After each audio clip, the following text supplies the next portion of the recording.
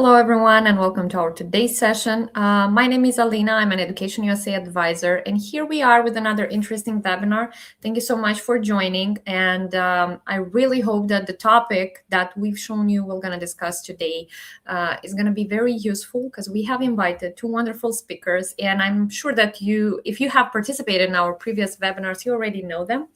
But first of all, I would just like to say that Education USA is here to assist you with your application process. And in case if you're applying this fall, I really encourage you to schedule as soon as possible an consultation with our advisors.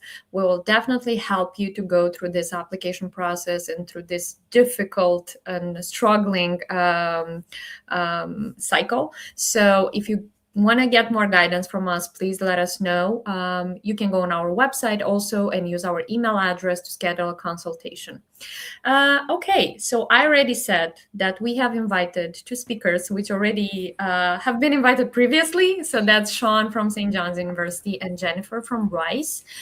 So I will just give them the floor to introduce themselves, and I will just add the presentation on the screen so we can just go on with it meanwhile. Thank you so much, Shawn and Jennifer. I really appreciate you joining us once more, and I'm really excited to see what are the tips, what are some new, let's say, tips that can be discussed regarding the test optional policy. Thank you, Alina. My name is Shawn Slon. I'm an admission counselor and recruitment manager at St. John's University based in New York City.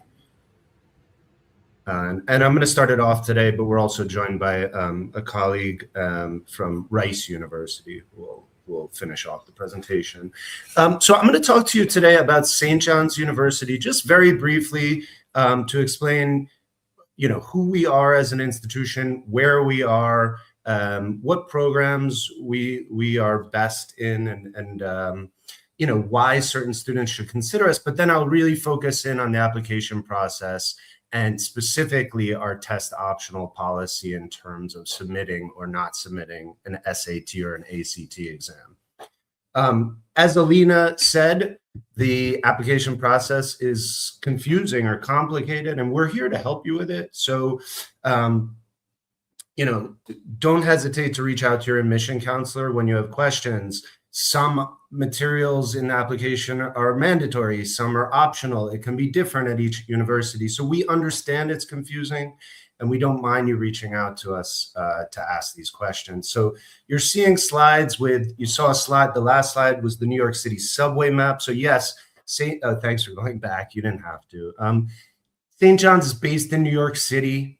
And if you go to the next slide, that is an overhead shot of our beautiful over 100-acre campus in New York City. This is a residential part of New York City, and students really get the best of both worlds in terms of big urban city and that large American-style college campus. You could go on to the next slide. In terms of majors, we're a medium to large size university with over 100 different undergraduate majors to choose from and over 65 graduate programs. They're divided into these 6 schools and colleges listed on the right. We are specialize in the first one, pharmacy and health sciences, and I mean nursing, biomedical sciences, pharmacy, and a few other programs related to health sciences. And then if you skip down a little bit, our Peter J. Tobin College of Business with some very high-ranked, excellent business programs, and being based in New York City really, really helps with business job placement and internships.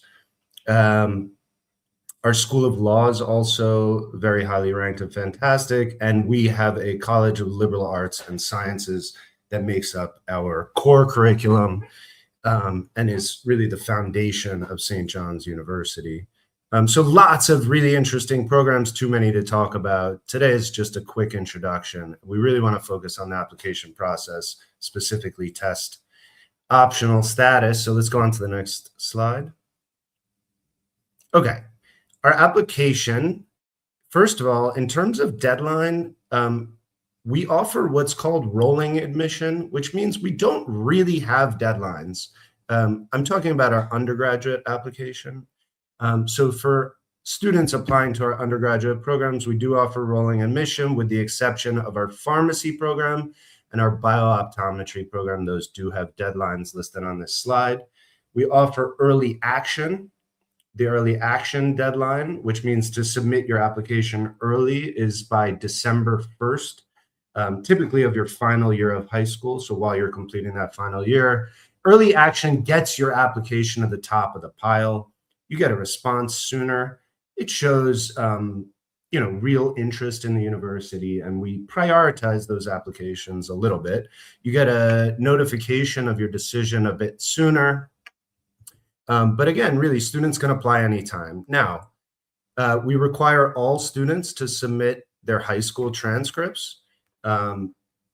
We do need 4 years of transcripts, even if your senior high school in your country is, say, 3 years. In that case, we would need the last year of your junior high or middle school transcript the year before high school as well. And then the reason we're all here today, what tests do we need? Now, St. John's University is fully test optional, which means we do not require SAT or ACT. For international students, this means that we still require an English language proficiency exam. And at St. John's University, if you do submit SAT or ACT, we'll consider that your English language exam. So we just need any one of these exams listed here for all international applicants, with the exception of international students coming from English-speaking countries or international students who have completed all 4 years of high school leading to high school graduation at a fully English instruction high school. Submitting SAT at St. John's will never hurt your application. This is different at every institution.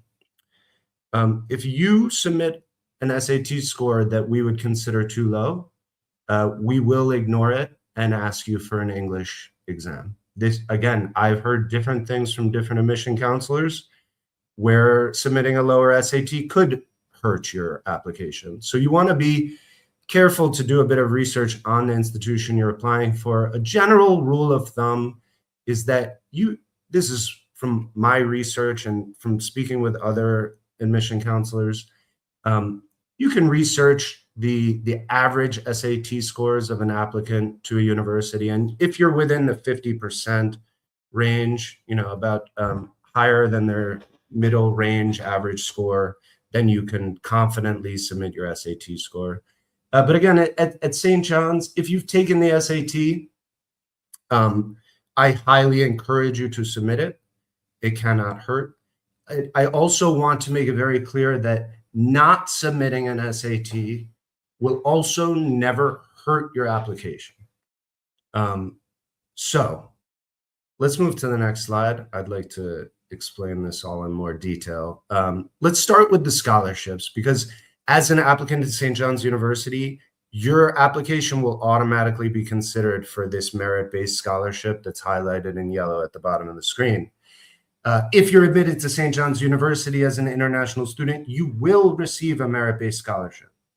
Every single international student for the last at least 5 years has received at least $15,000 in merit-based scholarship and up to $36,000. The majority receive at least $25,000 or $30,000. This scholarship is determined either based on your high school GPA, grade point average from high school, or your SAT score, whichever one qualifies the student for a higher scholarship. So this is one way submitting an SAT can help with your scholarship offer at St. John's University. If your GPA is high enough to be admissible to the university, but not high enough on our scale to consider you for our highest scholarships, then we can look at your SAT for the scholarship amount. I hope I've made this clear. In other words, either one, whichever is higher on our scales, will determine your scholarship amount. Let's move on to the next slide. So just to review and be very clear, Our test optional policy at St. John's University, the SAT and ACT is not required. Not submitting it will not hurt the application. Like I was just explaining, the highest merit-based scholarship can still be available without SAT or ACT, but that SAT or ACT can also be used to calculate the scholarship if the GPA is not very high. So I hope this is clear. And again, as an international student, if you are not submitting SAT and you're not coming from an English-speaking country or an English language school, then we will need an English language proficiency test. So let's move on to the next slide. So the English language proficiency exams that we accept are the TOEFL, IELTS, Duolingo English exam, the Pearson's PTE exam, and the Cambridge English exam.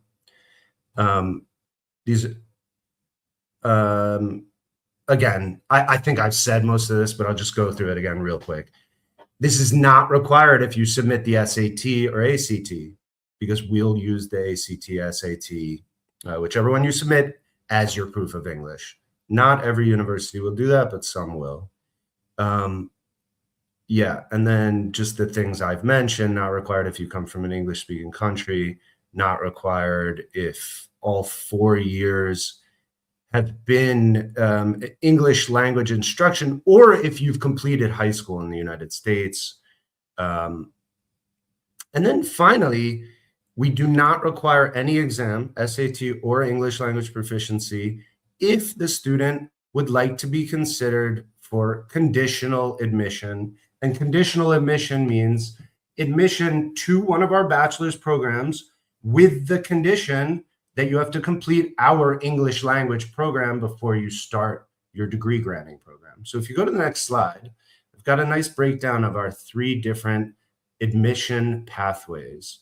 So we've got conditional admission, which is on top. Before you start reading the text, let me try to explain. So St. John's conditional admission is what I was just mentioning.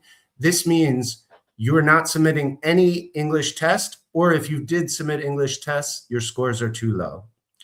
If you get admitted to a program with full conditional admission, it means you cannot start the program right away. You attend our English Language Institute first, and upon successful completion, then you start the degree program. If you jump to the bottom, skip the middle section for a moment, we have direct admission. Direct admission is what it sounds like. A student has everything they need to be admitted to St. John's University, including the English language proficiency scores on those exams. There's also a middle of the road sort of admission policy, which we refer to as our elite admission. This is for students who just barely do not make our English language cutoffs. And for students in this category, we do allow them to start both at the same time. You'll be starting your degree program right away, like you would with direct admission, but you'll have to attend the English Language Institute on the side in the beginning just to complete some English as a second language courses. Okay, so those are the 3 different pathways. And I believe that's my last slide for today. Let's just go on to the next slide. You can scan this QR code. We'll share the presentation and it'll be posted later as well. So you can scan that to get on our email list and learn more about St. John's. Thank you. Awesome. Thank you so much. I will then just give the floor to Jennifer, but meanwhile, just reminding our student once more that it's going to be helpful if you can just submit your questions here in the chat, and we can also answer them. We have some questions that the students addressed in advance, but if there are some of you who have questions on their mind about test optional policy, please don't forget to submit them. Okay, Jennifer, then I will give you the floor so you can also introduce yourself and go on with your presentation. Awesome. Thank you so much. Can you all hear me? Yes. Coming through? Perfect. Okay, I'm Jennifer Hunter. I am Assistant Dean in the Office of Graduate and Postdoctoral Studies at Rice University.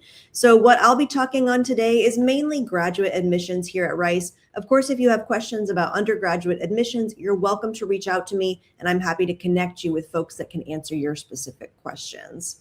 And I wanted to talk a little bit about Rice in general, and kind of, who we are. So we're a small private research institution here in Houston, Texas. I'm very excited to share with you all of the information that I can about Rice University, our graduate student life, our graduate programs, the admissions requirements for Rice University, as well as the testing policies that we have for all of our graduate admissions and graduate programs. And we can go to the next slide. So just to start off a little bit about Rice University, I do want to mention that we're really focused on research. We are a top tier R1 research institution, and we're really nationally recognized in the United States for breakthrough research across every discipline, not just a few flagship departments or programs, but every discipline really invests fully in the research enterprise here at Rice. We have exceptional resources for graduate students. We have plenty of financial support for each student, and that really translates to lab infrastructure and research support for your thesis building that you're going to be doing. And third, I wanted to mention that I mentioned our school is a pretty small school. We have about 8,000 students, about 4,000 graduate students, and about 4,000 undergraduates. So we're pretty evenly split. And we try intentionally to have these intimate cohorts, both for our master's and our PhD programs. We really want to make sure that you get to know the people that are teaching you, that are leading you in your research, that are leading you in the classroom, but also that you get to know your cohort very well. Rice is a place where graduate education is not competitive. That is not what we're about. And we really want to make sure that all of our students feel this community that we have here, and that also that they know that they're going to be supported all the way through their degree. From the first day they get here, which for all of our graduate students was yesterday. We had our graduate orientation for our incoming cohort yesterday, to the very last day of your tenure here at Rice University, whether that's in a master's program or a visiting program or your PhD or other. All right. And then the last thing I wanted to mention on this slide is really we're generally a global collaboration hub. So Rice is a very diverse institution with lots of people from all over the world. And we try and collaborate intentionally globally with people that we work well with, we do great research with. Houston is also a very diverse city, a very global city. And so you will find that when you come to Houston as well. Okay, now we can go to the next slide. So I do want to start off because we're talking here about our testing requirements. I do want to talk about language proficiency requirements. And so for Rice University, if you're an international student and your citizenship, your primary citizenship is outside the United States, or you, if you've, this is something that we will need you to have some sort of language test. At Rice University in the graduate world, you can choose between 3 tests. We will take the TOEFL IBT, we will take the IELTS academic, or the Duolingo English test. The TOEFL IBT, there's 2 kind of sets of numbers we're looking at now. So if you've taken the TOEFL recently before they changed to the new band, we're looking for a 90 or a 4.5. The IELTS, we're looking for a 7, and Duolingo, we're looking for a 115. If you have instruction in your bachelor's degree or your master's degree, and that instruction was in English, you may be qualified for a waiver for this testing policy. You really need to check with your department to make sure that they understand what you're asking and put that request in. But that typically should be waived for you if you can prove instruction in English for one of those degrees. If you don't have that instruction in English, we really would want you to choose one of 3 of these tests. And that's totally up to you. We do not prefer one test over the other. We're just looking for these minimum scores just to make sure that we can process your visa and get you here to Rice. Let's see here. And our ETS code is 6609, in case you're wondering. And I'll put some links in the last slide so that you can copy and go to these different websites that we have for our proficiency requirements and make sure that you have all the information you need to start your application strongly. All right, next slide, please. So for the GRE or GMAT or other tests, what is actually required? So Rice University does not require the GRE for graduate programs. We don't have any official policy on GRE testing. all of our departments on the graduate level are able to make that distinction for themselves. And so you will see some different language, not just at Rice University, but any institution with graduate programs. You may see this language that is required, strongly recommended, or recommended but not required. So what does that actually mean? Because that can be really confusing language. If it's recommended but not required, do I really need to have the GRE? And I would say that for most programs, if they're saying that the GRE is waived, that likely means that they will not look at it to be holistic in their admissions processes to make sure that they're fair across the board. If you submit GRE scores, it's possible they would look at them, but if it says waived, they're probably not going to. If it's required, yes, please do to submit your scores. When we get down to the strongly recommended or recommended, to me, that's the most confusing piece. Should I do this or should I not do this? If you have scores that you are proud of and they are saying one of those categories, recommended or strongly recommended, I would encourage you to go ahead and submit those scores if you have scores you are proud of. That is the best answer that I can give you, because I feel that, for a lot of programs, they really want to have this sort of requirement for a GRE, but they don't want to say that for whatever reason. And so, if they're saying recommended or strongly recommended, probably go ahead and take the test, see how you do, and then go ahead and submit those scores if you have scores that you're proud of. At Rice, for the business school, I do know that is one program that we require GRE or GMAT for, and you can choose which test you want to take. So if you've already taken one of those tests in the past couple of years, you can go ahead and submit that as part of your application package. And let's go ahead to the next slide. I wanted to talk a little bit about PhD funding, because I feel that this is a really confusing topic as well. And so when you're trying to think about graduate programs and where you want to study, it's really important to think about how well you're going to be supported while you're there. And for a lot of folks, top of mind is financial support. Can you survive comfortably in the city that you've chosen with whatever funds that you're using to get through graduate school? For PhD admission in particular, it's really important to note that for most programs in the United States, you will be fully financially supported. So for our PhD programs at Rice, our doctoral programs, you will receive 100% tuition waiver. You will receive a stipend that supports your cost of living. And that's really important to know that you're going to be doing research work for the university. A PhD is a research degree, and you'll be doing research not just for your own thesis, but for the work that your advisor does, the work that he does or she does in their lab. And so you're going to be supported by this paycheck that will get you support for your cost of living expenses while you're studying in the university. Most PhD programs will support you for about 5 years of funding, and a PhD degree can take 4 to 6 years to complete. So it's important to note that as well. At Rice, health insurance is also 100% subsidized. Health insurance in the United States can be expensive and can be complicated. So this is another benefit that we are proud to offer all of our PhD students here at Rice University.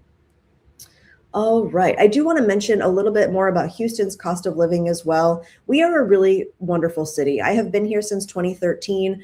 There's so much to do here and so many great options. My favorite hobby is dining. I love to eat out in Houston because we have so many different restaurants, but it's also much more affordable than the average city in the US might be. We run about 7% lower than the average cost of living in the United States, lower than any US major metro. And we are the 4th largest city in the US. And so I want to point that out, is don't overlook Houston, don't overlook Texas, especially, as a great place for your graduate study. All right, next slide, please. A little bit more about Rice University before we go on to our Q&A. I did want to talk about that supportive, collaborative culture a little bit more. In many universities, you might have to compete for a research assistantship or a teaching assistantship.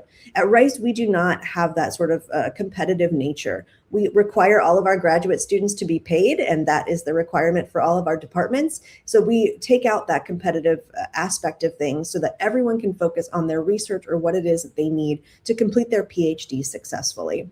I also want to point out that wherever you go to graduate school, please get involved. We really love to see students who make the effort to get out of the lab, get out of the classroom, get out of the library, and go and meet other students. I think that's so important, especially when we talk about international education and going somewhere new to study. I think it's really wonderful when students can come together to make a difference on their campus and give back. And a graduate student association is a great way to do that. So most universities will have some sort of graduate student association. I encourage you to research that and get involved early so that you can have a great foundation and community support while you complete your degree.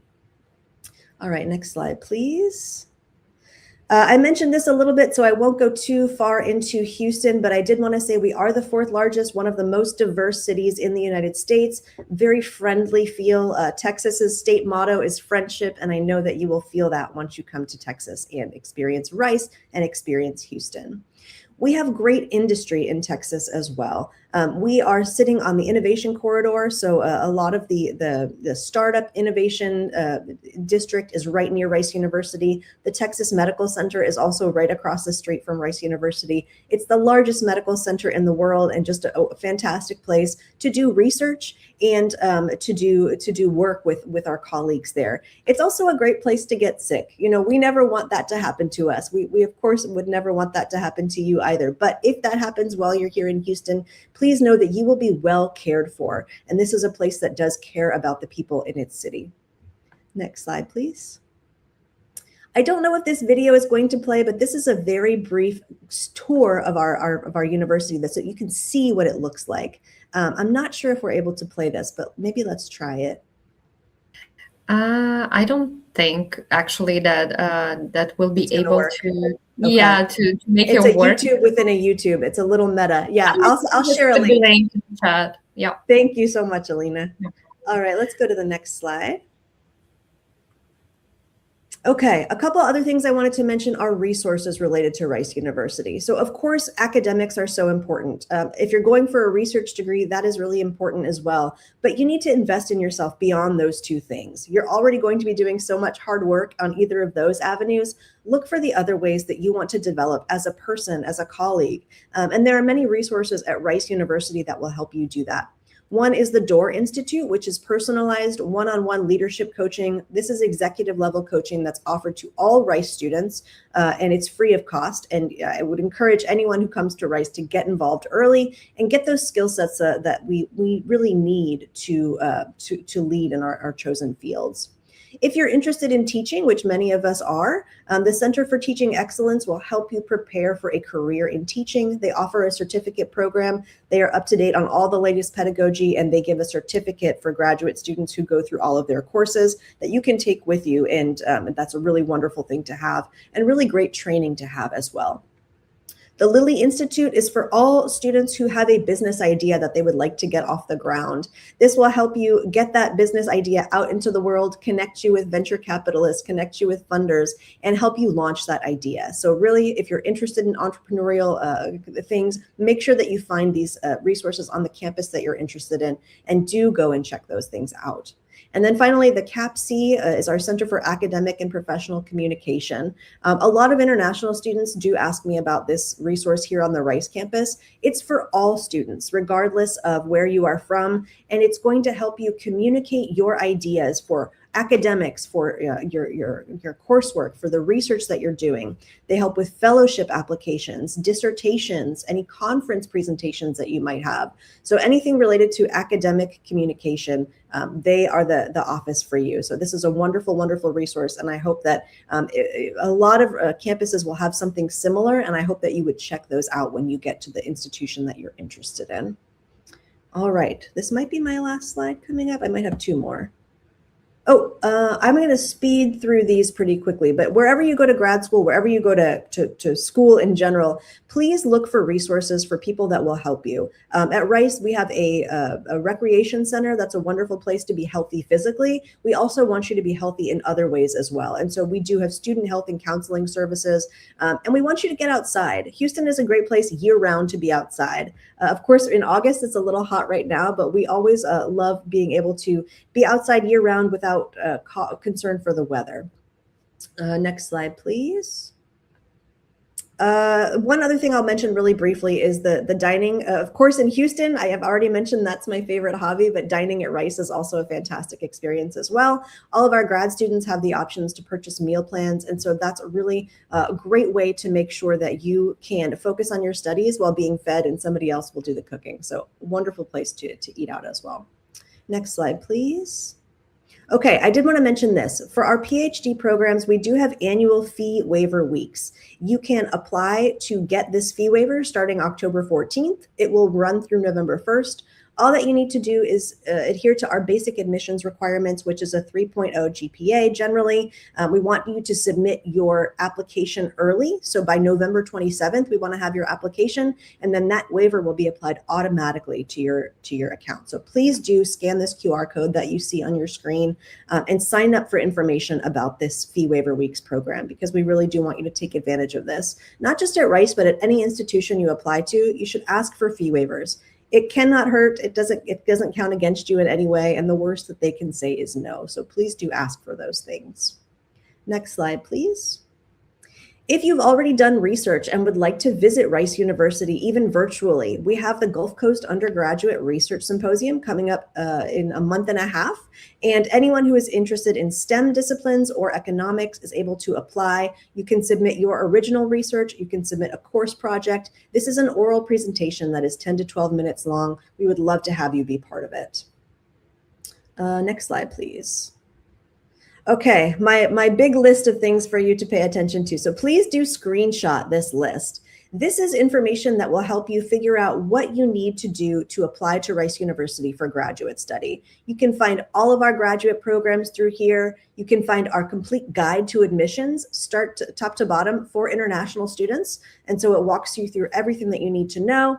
You'll learn more about our housing, and of course, you'll learn more about GCURS. If you're thinking about funding for graduate school, I think Fulbright at Rice is a really great option as well. So look into our benefits that we offer Fulbrighters, and I encourage you to apply for that fellowship if it's available in your country to get funding for graduate study. That's a really prestigious fellowship that will help you in your application as well. And then finally, my last shameless plug is we do have a podcast. So if you're interested in taking a deep dive into all of the application materials, what it is to apply to grad school, the differences between degree programs, I invite you to scan that QR code there and learn more about us. And I think that might be my last slide. Yes. Yay. Okay. Thank you so much. That was super informative. I really hope that the students had the possibility to screen all that. Otherwise, we can also put them in the chat. And I think that code for the GRE would be super helpful, specifically for those who are, was that ETS? Sorry, not GRE. It was ETS.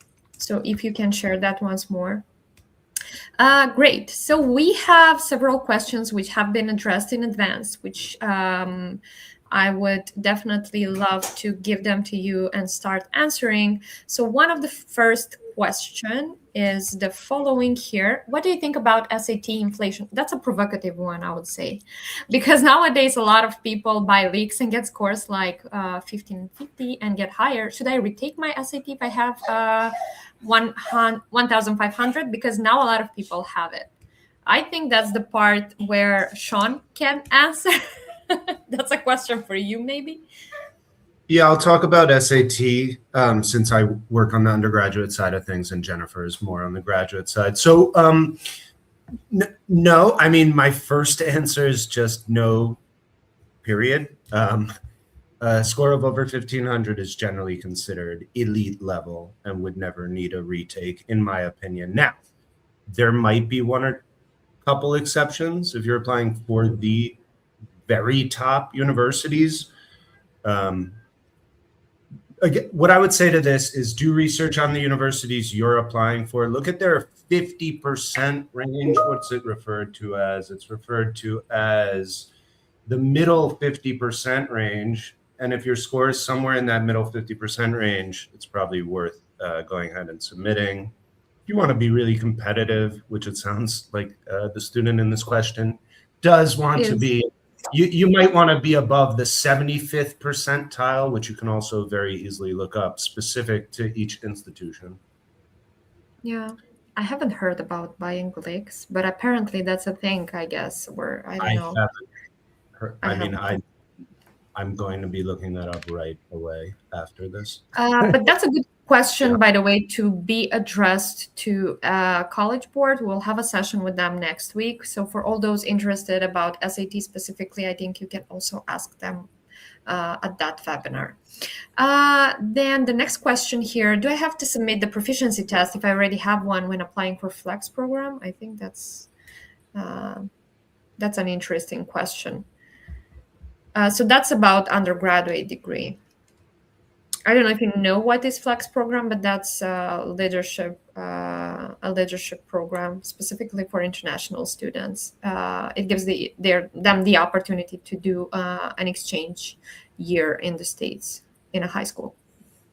I mean, I think the simple answer is that if the exam that you took for the Flex program is one of the exams that the university accepts, then it'll be acceptable. Generally, English proficiency exams are only valid for 2 years. Yeah. So it has to be taken within the last 2 years of the start date of when you're of the semester you're applying for.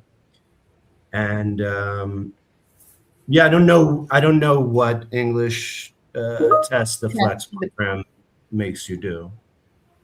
Great. That's that the person needs basically to check it if that is same with what the university he intends to apply for coincides.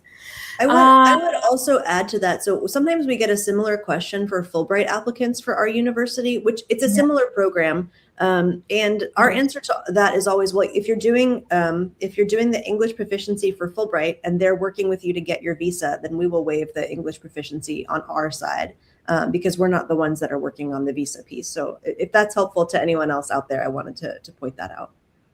Thank you. Okay, the next question, when your university is test optional, how do you decide whether a student's SAT or ACT score adds value to their application? Are there situations where you would recommend submitting a score? I mean, I think I pretty much covered this during the presentation. This might have been a question from before we presented. Yes. It's hard to say. I do think it's different at every institution.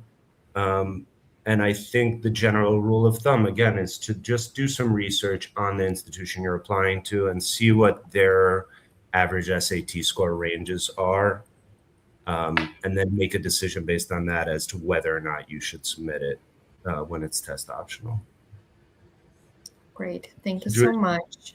I mean, and then, yes, some specific situations when I would recommend submitting a score is like if you're applying to a business program or computer science program or any program that's very math heavy and you've got a great math SAT score or even a better than average math SAT score, then yes, you absolutely want to be submitting that SAT. That's just one example of when it could very much help an application.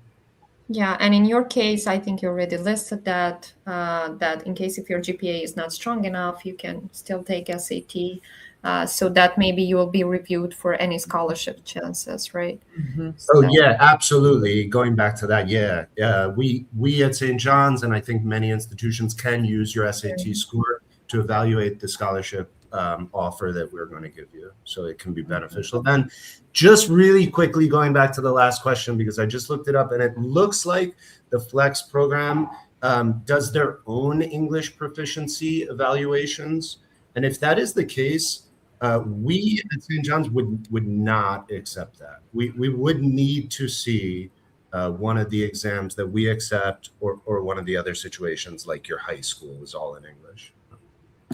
That's good to know. Thank you. Thank you so much. Then one more question here. For international students, are there any differences in how you evaluate test scores compared with US applicants? And what advice would you give international students who are unsure whether to submit their score or not? I think that's valid for both of you. Mm-hmm. So maybe Shawn can answer first and then Jennifer. Well, I gotta say that I'm particularly more impressed with international students who score very highly on the SAT and these standardized exams, especially on the English or verbal sections where this is an exam in a second language. So I think the easiest way to put this would be subconsciously I give the student a bit more credit, but technically I'm not, there's no, I'm not actually changing the scores or anything like that. But it is quite impressive when international students do well on these standardized exams.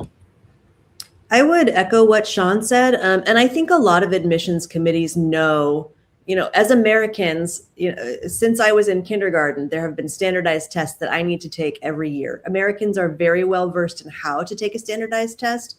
The emphasis, especially in high school, on scoring well on these tests and the preparation is next level for a lot of Americans. And so I think a lot of admissions committees, especially on the graduate level, they know that for an international student, it might be a very, very different experience. And so while we might not outwardly state, how we're going to evaluate this sort of thing, we do try and keep that in mind. And I think, as Shawn said, we're just really, really impressed with international students, especially who come in without this sort of test prep and are able to do so well. So kudos to all of you who are taking on this test prep and going into this stage of the application. I would love to just say one more thing, because the last question was, or a couple questions ago, was about a very high SAT score, and they were asking about possibly retaking with a 1500, which is a reasonable question. But I want everybody who's following to understand that that is way above the national average, even when you're looking at, American test takers, right? An average range for the SAT is approximately 1,000 to about 1,100, 1,140. Anybody scoring over 1,200, over 1,150 is above average. You're already above 50%. Above 1,250, you're quickly already almost in the top 10% of test takers. So yes, you hear about all these top elite schools needing to see a 1,400, a 1,450, maybe a 1,500. That's very rare. At the vast majority of institutions, a score of over 1,250 is considered very good. So I hope that's clear.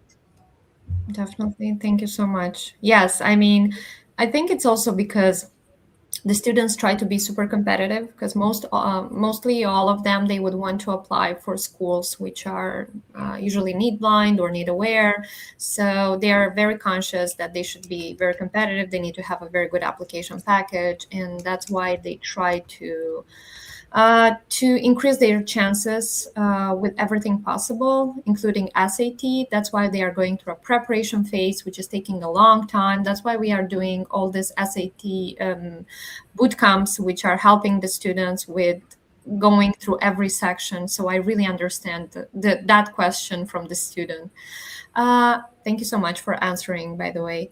There is a mention here in the comments from Nicolene about Flex program. By the way, English proficiency tests were not required while applying for the scholarship for Flex. And usually shows their proficiency through the essays in round 1 and English tests in round 2. Okay, great. Thank you so much for clarifying that. That's helpful. Okay, so I think we've covered all of the questions that we've had in advance. Maybe a question from me as an Education USA advisor. So I think that might be valid for both for graduates and undergraduates. So we have a lot of situations when the students, for instance, take the standardized test in August or September. They didn't get a very good score and they are confused about they want to retake it, right? So maybe that the test is not going to be available like in the following period because they need some more preparation, right? So what usually you recommend those students to do? Should they submit that later? Because usually for undergraduate students, they can submit that a bit later. Or should they submit the score that they have currently and then just give you information about the other score that they've had? Maybe that's even a smaller one, or maybe it's a bigger one in a good situation. How the students should proceed in these situations, because that happens often. I would say on the grad side, it depends on how late it is, right? So if you have a score already and you're going to have to wait 2 months to take the next test, you might want to submit the score that you have, because you don't want an admissions committee to review without that score if it's suggested, strongly suggested, or required. And then, ultimately decide, well, we don't have this piece that we need to view for this student. So it really just depends on how late it is. You can submit scores after the fact, after you submit your application, but I would just be very mindful of, if the deadline is December 1st and you're not sure if the admissions committee is going to review December 2nd or after the winter break, you might just want to go ahead and submit. And then you can reach out to the department to say, hey, I have an updated score once that comes in, and here it is. And or if you're submitting it through the official channels, I've sent this and please let me know if you've received it. I think that's totally fine. Good to know. Shawn, Yeah, you want to... I would pretty much echo that. I would say, the main difference is just that we, at least for the undergraduate programs at St. John's, we do offer rolling admission. So there's really no hard deadlines. A general rule of thumb could be, go ahead and submit whatever you have. You can always update us with another score later. We're always willing to reevaluate an application with a new score. Yep. Thank you. That's a very great message to all the students who are struggling, because we have a lot of international students who mainly take the test. They are not happy about the result. They are sure that they can score better, and they are confused. Should they submit the one they have now, or should they still wait for the new one? So that's a great advice. Thank you so much. Okay, so we are done with all the questions. Thank you so much, both of you, for sharing this wonderful presentation and for giving us so many details on the approach that every one of your institution has towards the test optional policy. We really appreciate that, and I really hope that all the students who are growing now through the preparation process, because we have many of those students who've prepared for SAT in our SAT bootcamp, and they are now in the preparation process to take SAT. So good luck to you. Also, good luck to those who are taking either GRE, GMAT. And yes, I hope that this presentation was useful and you will use all the tips that our speakers have shared with you. Thanks once more, Shawn and Jennifer, and thank you everyone that have watched us today. Alina, I want to thank you also, and all of Education USA. The work that you do is so important, and I hope that you know how appreciated you are, each of you. And so thank you for everything. Thank you. Yeah, I'm very happy you said that. We could not do what we do without Education USA. So thank you again. Thank you so much. Thank you so much. Everyone have a great evening. And yes, and Jennifer and Shawn, yes, you too. A great continuation of your day, and to many more successful students. Thank you. Have a good one. Thank you.